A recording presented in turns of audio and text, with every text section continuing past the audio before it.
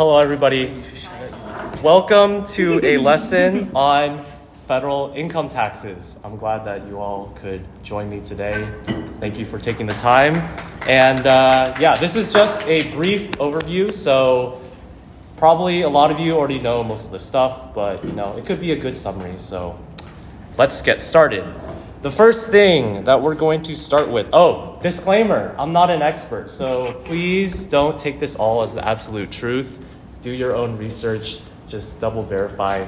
And this is meant to just be an overall broad overview of the tax calculation process, which means don't try and do it yourself, or if you really want to, you can, but probably use tax software, and that will help you actually get the correct number. So let's get started. Someone's coming in. Hello. You have to do this is not financial advice, though. Oh yeah, I am not an expert. You got that? Thank you. All right, we'll continue. Okay, so the first things first. We're all salaried employees here, usually, I'm guessing. So usually, every 2 weeks or a month, you'd get a paycheck. And usually with these paychecks, you get pay stubs. And on these pay stubs, there's various numbers in terms. So on these pay stubs, usually you'll have something called gross earnings and net pay. And what we're concerned about for calculating income tax is the gross earnings, not the net pay. So let's first talk about what the differences between these two things are.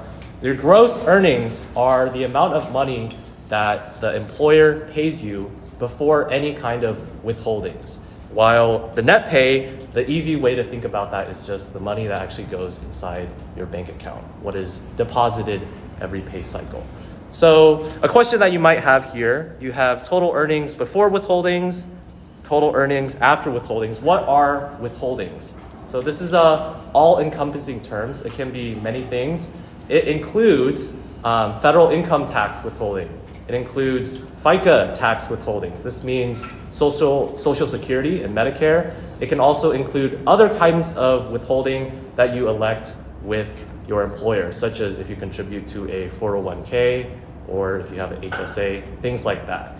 So we're concerned about the gross income for this income tax calculation. Something to better understand the withholding things. I mentioned that one of the withholdings is federal income tax withholdings. So one thing to know about the federal income tax system is that it is a pay-as-you-go system. What does this mean? It means that a non-pay-as-you-go system, your employer would just pay you all the money every paycheck, right? And then at the end of the year, you just calculate how much tax you owe, and then you'd pay the government. The US has something different where it's called pay-as-you-go, which means every paycheck that you get, your employer is required to withhold some of the money from your paycheck. So you don't get all the money that you were paid every paycheck. And usually what you can do when you start, you probably filled out a W-4 form. This helps dictate how much money the employer withholds from your paycheck every time. Okay, so as I said, what we're concerned about here is the gross earnings. So how much gross earnings do you have over a whole year? It can be hard to remember. Do you have to print out all your pay stubs and add it all up? Luckily, you shouldn't have to do that because there are various forms that should help you to know how much total gross earnings you had over a year. So some of the most important ones are the W-2 and various 1099 forms. So W-2 forms track the wages that come from a specific employer. So this is probably your job where they pay you wages and it's for work that is done. 1099 forms are for other kinds of income that you get from other sources that aren't from work. So or not from an employer.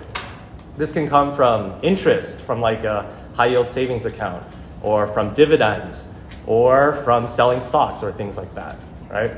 So there's a lot of different types of 1099 forms that cover all those different kinds of income. Okay, so let's take a look. W-2 is probably where you get most of your income. So let's take a look at an example W-2 form. This is my W-2 form for this year. I blacked out most of the stuff, but we're gonna look at what is the most important things to know about for calculating your total gross income, because this is what we're trying to all figure out at the start, your total gross income.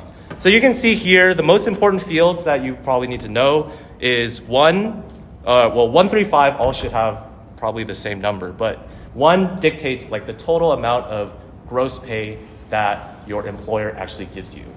Here you can see 2, 4, 6. This is actually what I talked about with withholdings. 2, 4, 6 is how much withholdings was withheld for. Number 2 is federal income tax. And then 4 is for Social Security and 6 is for Medicare. So this box 2 will also be important later on because it might help you determine whether or not you will have to pay more to the government at the end or whether you'll get a tax return. Because this is technically money that you already paid as taxes every paycheck, right? And this is detailing how much they withhold from you. But for the purposes of total gross income, we're just concerned about box 1 here. Notice here, this is W-2 in Washington. You can see down here we have 15 to 20. These are all empty here because Washington doesn't have state income tax. But if you go to another W-2 here, I don't know if you can see, this is a W-2 that I had from Pennsylvania. So Pennsylvania has state income tax. So you can see that box 15 here is actually filled in, as well as 16, 17, 18, all of those different deductions as well. So this is the same format as up here. It's just that this is for state and local instead. All right, those are W-2s. Any questions so far? Am I going too fast, too slow? Any questions? What's up? Hey. No questions? I'm a great teacher. So next we're going on to the form 1099. This is an example of a 1099 int form. So you'd get one of these if you earned any interest income over a year. So you can see here, I earned a black box amount of interest income, but this is here labeled in box 1. So if you have like a savings account or something, you'll probably get one of these. And the number that you're concerned about is box number 1 here. Here's one last example. This is a 1099 div form. This is for dividends. You can see the numbers that you're interested in here are going to be 1A and 1B. This is, I had my account at Vanguard, so this is the one that they give. 1A, 1B, and then some other one over here at 5 as well. But again, it's just those ones that's totaling the amount of dividends that you get. All right. So a little bit of a note or warning. Places that give you money are only obligated to, or legally obligated to send you a 1099 form if they have paid you more than $10, which means if you earned less than $10 from a source over a year, they aren't legally obligated to send you a form. So they probably still will, but technically, if they don't, you're still supposed to remember that and file it with the government. But I mean, it's less than $10. You can decide what you want to do. This isn't saying anything. Remember the disclaimer? Okay. It's all recorded. Okay. It is all recorded. Okay, so we got our W-2s. That should sum up all the income from work and employers. We got 1099s. There's some other forms also. As I said, this is a broad overview, so there's more stuff, but this helps us get to a starting point that we want to get to, right? And this totals up to our gross income, the icky gross income. Okay, so just a little vocab alert here. When you're maybe looking up stuff about taxes, you might see stuff about the 1040 form. This is the main form which you fill out to file your taxes. It's also called the U.S. Individual Income Tax Return Form. So basically, when you're on TurboTax, HRBlock, whatever tax filing software, when you're answering all their questions, it's actually just filling out this form for you, and then they'll electronically submit it for you. So this is the main form that actually does everything. Okay, so now what? We've got our gross income. What do we do next? So I think a great way to think about calculating the final tax that you pay is to think of it as a sequential number of steps, right? Where step 1 at the very start is first calculating your total gross income. So I made a little sequential list here, you can see, of the different steps that you usually take to finally get to the holy grail at the end, final tax bill, open parentheses, how much you paid, okay? So we're up here at calculating total gross income. We are not there anymore. We are at number 2 instead, okay? So number 2 is applying above the line deductions, okay? So before we get there, let's take a pause and just look at this, okay? So you guys see this here, right? You see that there's some different colors. There's light green, there's some black. There's also some red. So you can see there's 2 things here at 2 and 4. It says above the line deductions and below the line deductions. So in both of these, we're seeing the line. Does anybody know what the line is? There's a red line on one. 129K? No. I mean, maybe, maybe for you, but as a general term, do you know what the line stands for? Anybody? Going once, going twice. Okay, we will explain. The line is called AGI, or adjusted gross income. And this is going to be an important number for you because this is used to determine a number of later things in later steps, which we will get to. Okay. Oh, wait. Crap. I went too fast because I was going to ask, why is it important? That's why it's important because, your AGI determines a couple of things. I guess in more detail, we saw below the line deductions as well. Some of those you can't take if your AGI is too high. Later on, we'll see things about tax credits. Some of those you can't claim if your AGI is too high. So this AGI number is important in determining some of these things, whether or not you can take them. Okay, let's continue. How do we calculate the AGI? So we were at our total gross income, right? To calculate the AGI, what you do is take your total gross income and you're going to subtract all the above the line deductions. Very simple, just like that. All right? So above the line deductions, let's move on to those now. You probably have heard of these before. They have different names. They're also called just tax deductions or tax write-offs. These can also apply to below the line deductions, but yeah, whatever. All right, so some examples of above the line deductions. These are some very common ones. If you have a 401k at work and you contribute to it, and you contribute pre-tax dollars to like a traditional 401k, that is an above the line deduction. So suppose you contributed $15,000 to pre-tax money to your 401k in 2023. You can count $15,000 as a above the line deduction. Same for traditional IRA contributions. Both of these are the traditional ones, not the Roth ones, because there are a difference. Some other things include HSA contributions if you have a health savings account. Another one, student loan interest, if you have student loan interest, the interest that you paid over a year. And then there are a lot more. This more ... means that if you're interested, you should search it up yourself about more above the line deductions. Okay, so now we got above the line deductions. We're gonna make this interactive. Oh crap.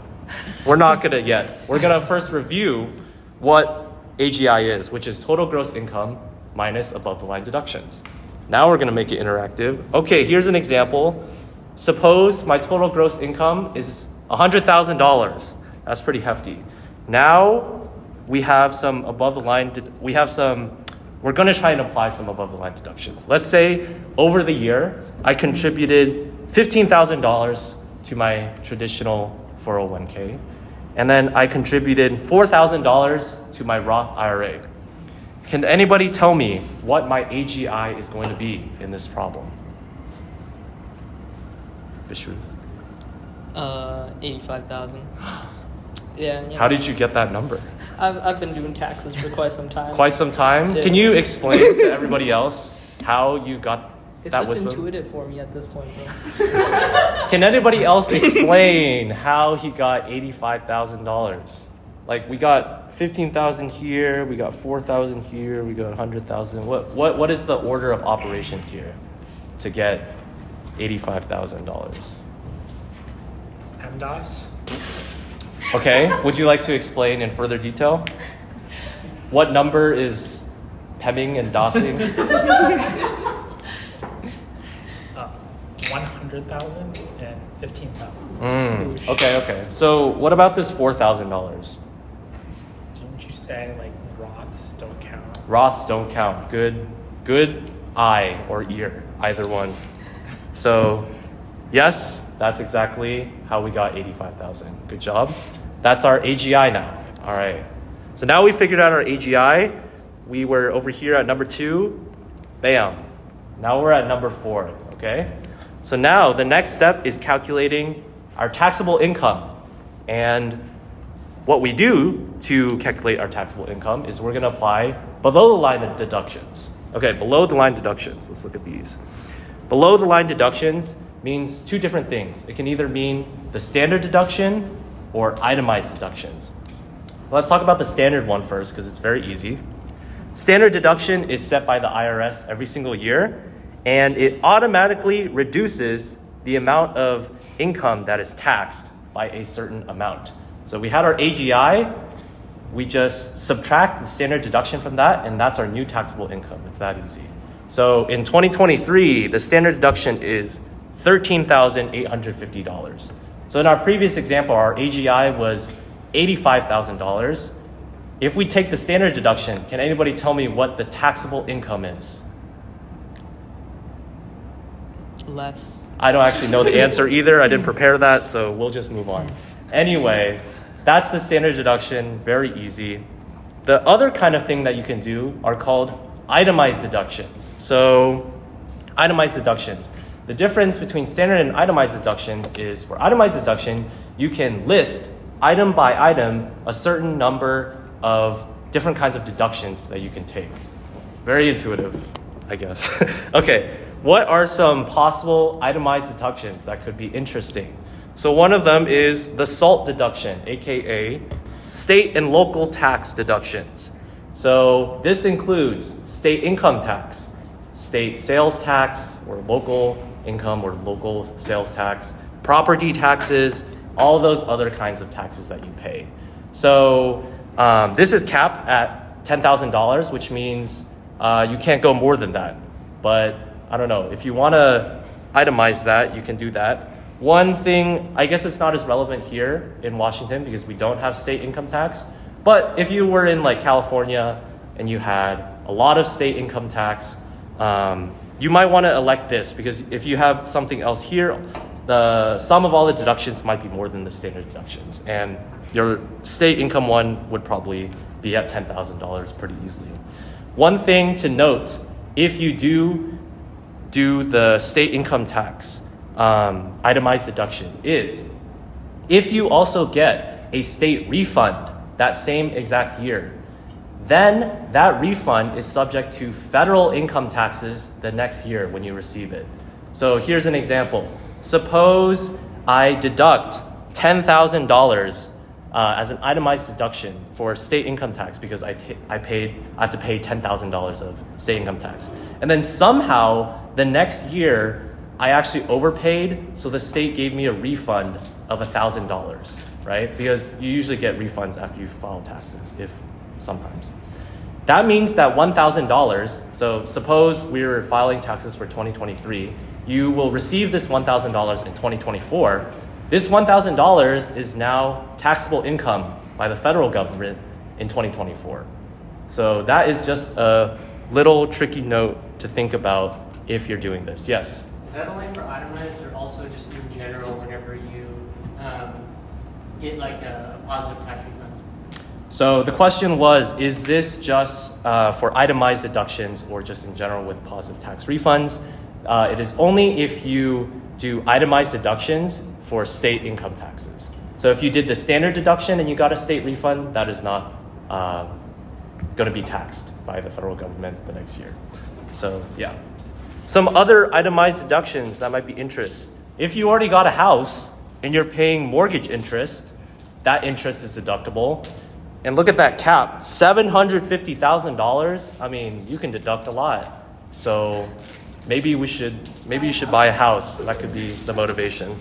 Some other ones, charitable contributions. If you're feeling like a good person and you want to donate, you can also reduce your tax bill that way. So 2 points for donating. However, Yes, you have a question. Well, finish your thought. Okay, my thought was, you can see here in red, this depends on your AGI. So, or the amount deductible depends on your AGI. So remember that AGI, actually pop quiz, what does AGI stand for? Adjusted gross income, exactly. So your AGI amount, if it's too high, you actually might not be able to take this deduction, or you might not get the full benefit. Yes, your question. Can you do charitable Welcome deductions back. on standard? Not quite. Is it, You missed the Not whole quite thing. yet. No, you cannot. It's an So if you elect, interactive lecture. so the question is, can you take the same charitable deduction if you did the standard deduction? No, you cannot, because if you selected the standard deduction, you cannot do any of these itemized deductions. You either do itemized deductions or you do the standard deduction. So, yeah.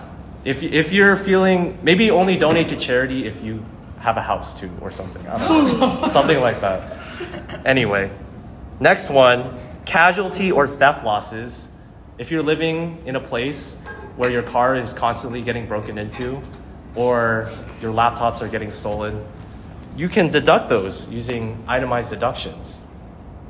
Food for thought. Last one that might be interesting, gambling losses. If you go to the casino a lot, if you play some poker, you lose a lot of money. You could. Has to be a real casino. You could. How do they check? You can itemize these losses under itemized Register Math deductions. Monday at the casino. Again, notice that these three examples that I gave, they depend on your AGI. So don't just go losing money if your AGI is too high, because then you actually won't get any benefit and you'll only be sad. Anyway, there's more. This more means you should do more research if you're curious about the standardized or itemized deductions. Okay, next. For most people, the standard deduction is both easier and probably will save you more money. But if you do fall into like some of those examples, or if you do more research, maybe you want to do itemized deductions then. So just do some research on your own case if itemized deductions make sense. However, this one is way simpler. You just click a button. Okay. Next, and this is just a terminology thing, I guess. Both above the line and below the line deductions reduce your taxable income.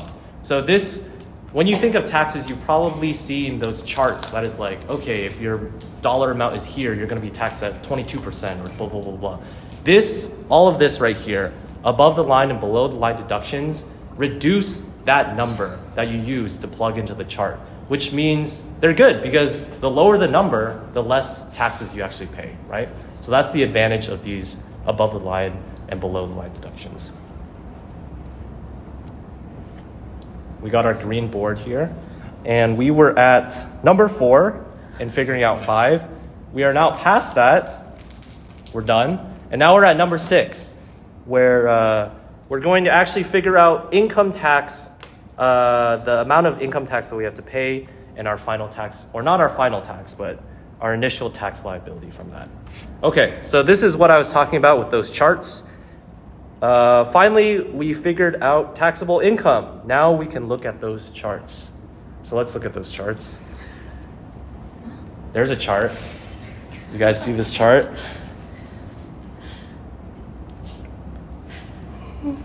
It's a chart. What part are we? Where are we? We are, Step 6. oh crap. We are here right now. Oh, okay. Wrong chart, but Okay. I meant the other one. We were doing it, yeah. What tax bracket? Okay. Back here. A common misconception, maybe you have it, maybe you don't, is that your number that you have dictate, that percentage that you're in is applied to all the money you take. That is incorrect. So what I mean by that is, suppose your taxable income, after we did all those calculations, is $50,000. If you look at this chart, we would land right here in this 22% bracket.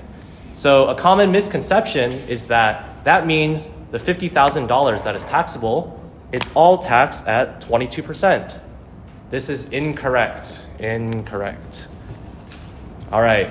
The tax system is what you call progressive. We're very liberal here. So a visual will help on how this works. The money that falls inside that bracket is taxed at that percentage. So that means this is using 2020 figures, not the 2023 figures. But this shows here that the first $9,875 that you earn is taxed at 10%. And then the next chunk of money all the way up to $40,000, so this from $9,000 up to $40,000, now that money is taxed at a different bracket. And then subsequently so on. Which means not all your money is taxed at whatever bracket you're in. It's just the money that is in that bracket is taxed at that bracket amount. So this is, I guess, better because otherwise there would be some weird cases where because you go into a higher bracket, suddenly you're paying more taxes, which is very weird. In this system, you might pay more taxes, but it's not hurting you in terms of like the more taxes you paid is overriding the actual money that what? I used a different number? What am I doing? Okay. So we finally figured out what we have to pay the IRS. We're done, right? We're all done. But wait, it's actually better for you. There's more. Because, more good news, you can actually lower this tax liability even more with things called tax credits. Let's go back here. We were at step 6, and we were trying to figure out step 7, our tax liability. We are done with those. Now we are at step 8, which is applying tax credits to finally get to step 9. Okay? All right. Tax credits straight up reduce how much money you pay. So they're amazing. All right? The final tax bill, what you pay to the IRS, this is actually not completely true, but almost the final tax bill is going to be your tax liability that you just calculated before, minus tax credits. Okay? So there are different kinds of tax credits. There's 2 main ones and then like a blend of the 2, so I guess 3. There are refundable tax credits and non-refundable tax credits. And then there are partially refundable tax credits too. Non-refundable tax credits reduce your tax liability as much as possible, but doesn't pay you back for wasted excess. So what does that mean? Let's go through an example. Let's say your tax liability is... before we get there, let's assume we have a non-refundable tax credit, A, okay? It reduces my tax liability by $5,000. Okay, now let's think. If our tax liability is $4,000, this means we will take $4,000 and subtract $5,000. But then we need that to be positive, so then we'll have $0, which means the total amount of tax you're paying is going to be $0. You're not going to be paying taxes. Okay. The next example. Suppose my tax liability is $6,000 and we have the same credit here. This means we're going to do $6,000 minus $5,000. So the amount of tax we have to pay now is $1,000. Make sense? Makes sense? Amazing. So these are non-refundable tax credits. Refundable tax credits will pay you back if there is excess credit left over. So what does this mean? Let's go back. We've got a refundable tax credit, B this time, that reduces the tax liability by the same amount, $5,000. But remember, this is refundable this time. So if my tax liability that we calculated before is $4,000 this time, the amount of money that I have to pay to the government is still $0 like last time. But if you do 4,000 minus 5,000, you're going to have negative 1,000. And that negative amount, you're actually going to get paid by the IRS. They're going to give you $1,000 if you apply this. Okay? This other example is sadly just the same, 6,000 minus 5,000, and you pay 1,000. So the refundable only helps you if your final tax bill is actually below 0, because then you'll get paid for that. Makes sense? Makes sense? Any questions about that?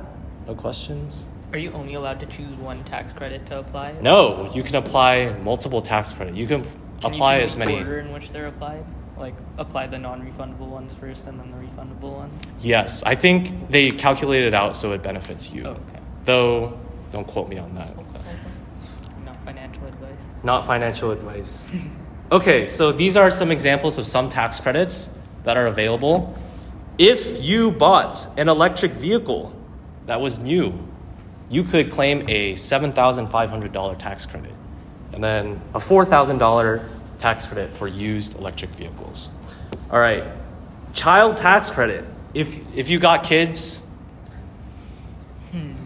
okay, nobody's got kids. If you have kids, but if you wanted kids, you could claim $2,000 per kid. That's how much a kid is worth, $2,000 tax-wise. It's pretty good. $16,000 of that is refundable. So, sorry, 1,600, not 16,000. 1,600 is refundable. So that could be useful. However, this one is, as I said, remember, AGI. Anybody remember AGI? What does AGI stand for? Artificial General Intelligence. Can we all say it louder on 3? 3, 2, 1. Adjusted gross income.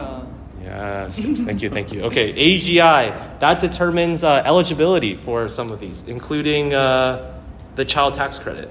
Earned income credit. I don't actually know what this is. I think I just wrote it. But I think it's only for lower earners because it has an AGI prerequisite as well. So it doesn't apply to us. Okay, money bags. And then American Opportunity Credit. This one is for tuition activities and stuff like that. And you can claim a tax credit for that as well. So all of these should be in whatever tax software you use. They should help you find these actually. So hopefully you don't have to go searching for these yourself. But it's nice to know how this all works. Okay, so now finally, congrats. Now you have your final tax bill. All right? Kind of.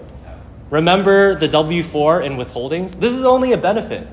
If you actually withheld more money than how much you were supposed to pay, then the government will pay you back in a federal tax refund. So this is where this W-4 withholding is important, because if you don't withhold enough money, then at the end of the year, you'll have to actually pay a tax bill. And then if you over withhold, then you'll get some money back, but you could have had the money earlier also. It's a give or take. So then now after that, the W-4, okay, I already said that. Now you finally have your final tax bill or refund. Any questions from there? Yes? Do you think it's a good strategy to only pay, was it 80%, and then earn 20%, earn interest on the extra 20%? So try to get as low as possible. So the question was, should you try and underpay taxes so that you get the money faster, I guess, in some ways? This is not financial advice, and I'm not an expert, but it does make sense if you believe that the money that you get earlier can be used in a more productive way. So like being put in the stock market or being put in, I don't know. Casino. Maybe the casino if you're that kind of person. So yeah, because in essence, if you do have a large refund, what is happening is you're actually giving the government money before, right? And then they're giving back your money that you were always entitled to, but later on with no interest, right? Because they're not gonna give you extra money than the money that you're entitled to, which means if you had gotten it earlier and then you'd put it in something like a savings account, you could have actually gotten savings interest from that also and made more money. So that is a common strategy, that you want to actually reduce your refund as close to zero as much as possible. But remember that thing about the pay-as-you-go tax system. You might think then, why not just never withhold any taxes, which I thought too. The reason is because they actually don't allow you to do that. There's certain thresholds, and if you actually withhold or don't withhold enough money, you'll have to pay a fine at the end of the year. So it's a delicate balance, and the easiest thing to do is just try and get it as close to zero as possible. Okay? Any other questions? No questions? thank you all for listening and coming. Much appreciated. And hopefully this helps you on your tax filing journey later this year. Thank you. Thank you. Well, we're gonna file a tax